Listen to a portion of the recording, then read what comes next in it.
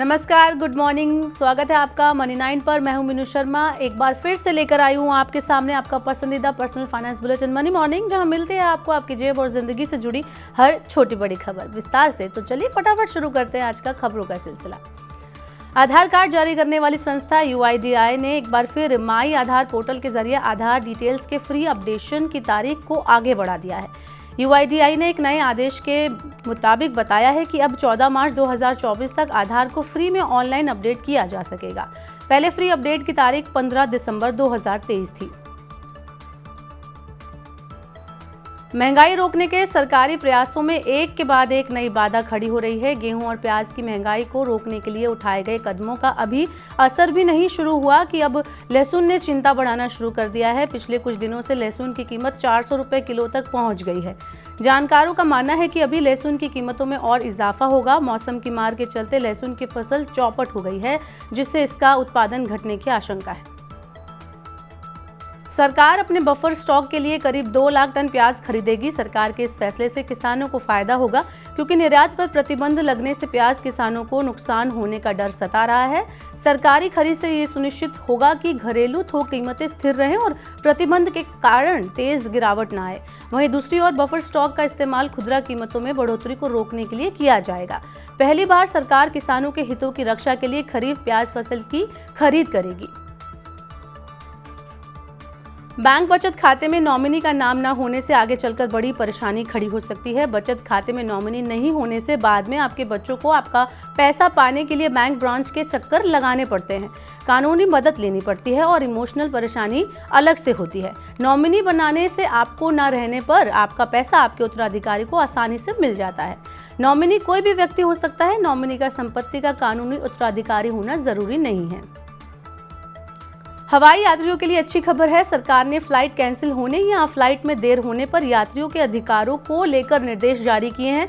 DGCA ने हाल ही में इन नियमों के बारे में बताया है। इसके मुताबिक फ्लाइट कैंसिल होने पर एयरलाइंस कंपनी यात्रियों का पैसा लौटाएगी या दूसरी फ्लाइट उपलब्ध कराएगी। इतना ही नहीं, एयरलाइंस कंपनी यात्रियों को एक्स्ट्रा मुआवजा भी देगी। दूसरी फ्लाइट का इंतजार करने पर फूड और रिफ्रेशमेंट की सर्विस भी उन्हें देनी होगी। यात्री को दूसरी फ्लाइट का टिकट या होटल में ठहरना, ट्रांसपोर्ट तक का पूरा पैसा भी रिफंड किया जाएगा। सरकार थोक महंगाई को मापने के लिए थोक मूल्य इंडेक्स की जगह प्रोड्यूसर प्राइस इंडेक्स यानी PPI अपनाने की योजना बना रही है। G20 देश PPI का ही अनुपालन करते हैं। शुरुआत में थोक मूल्य सूचकांक और उत्पादक कीमत सूचकांक दोनों का उपयोग किया जाएगा। कुछ साल बाद WPI को चरणबद्ध तरीके से हटाया जाएगा।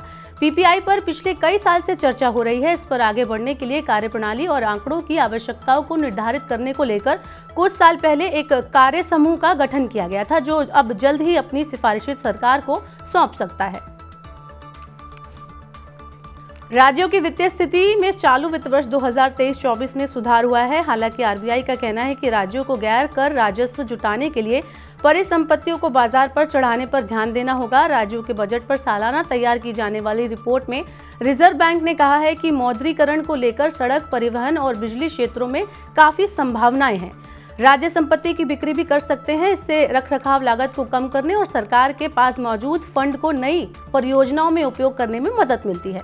इससे नए इंफ्रास्ट्रक्चर के निर्माण में तेजी लाने में भी मदद मिलेगी। अगले 3 महीने नौकरी खोजने वालों के लिए बेहतर रहने वाले हैं। मैन पावर एम्प्लॉयमेंट आउटलुक सर्वे के मुताबिक जनवरी से मार्च तक भारतीय कॉर्पोरेट जगत में भर्तियों की संभावना वैश्विक स्तर पर सबसे ज्यादा है। 37% कंपनियां घरेलू मांग की स्थिति के बीच अपने कर्मचारियों को संख्या बढ़ाने की योजना बना रही हैं। विभिन्न क्षेत्रों की करीब 3100 कंपनियों के बीच किए गए सर्वे में भारत में नेट एम्प्लॉयमेंट आउटलुक 41 देशों में सबसे ज्यादा है। मैन पावर ग्रुप का कहना है कि घरेलू मांग में उछाल और भारत को एक आकर्षक अर्थव्यवस्था बनाने के लिए निजी निवेश लगातार बढ़ रहा है। बहुत से लोग इस बात से अनजान हैं कि साइबर हमलों में उन्होंने अपना निजी डाटा खो दिया है। दुनिया भर में हर 3 में से 1 व्यक्ति का निजी डाटा साइबर हमले में चोरी हो चुका है और उन्हें इस बात की कोई जानकारी तक नहीं है। साइबर सुरक्षा कंपनी रूब्रिक की ओर से किए गए एक सर्वे में इस बात का खुलासा हुआ है। अधिकांश भारतीय कर्मचारी एआई से उत्पादकता बढ़ने को लेकर पॉजिटिव हैं। अधिकांश भारतीय कर्मचारियों का कहना है कि एआई के आने से उनकी उत्पादकता बढ़ेगी, लेकिन इसके लिए कंपनियों को स्किल डेवलपमेंट के अवसर देने होंगे। पीडब्ल्यूसी के सर्वे में शामिल भारतीय प्रतिभागियों के बड़े हिस्से ने एआई से उत्पादकता बढ़ने को लेकर पॉजिटिव राय रखी है। वहीं वैश्विक स्तर पर 31% लोगों का मानना है कि एआई से उनकी उत्पादकता बढ़ेगी। तो आज के बुलेटिन में बस इतना ही। अपने काम की जरूरी खबरें देखने और समझने के लिए सब्सक्राइब करें हमारे YouTube चैनल को। वहीं पर्सनल फाइनेंस से जुड़ी खबरों को आप पढ़ना चाहते हैं, समझना चाहते हैं तो हमारी वेबसाइट www.money9.com पर जरूर विजिट करें।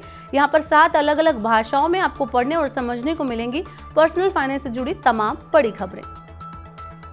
वही खास कार्यक्रम अगर आप देखना चाहते हैं तो Money9 के ऐप को जरूर डाउनलोड कर लें। फिलहाल के लिए इस बुलेटिन में इतना ही। बने रहिए Money9 के साथ। नमस्कार।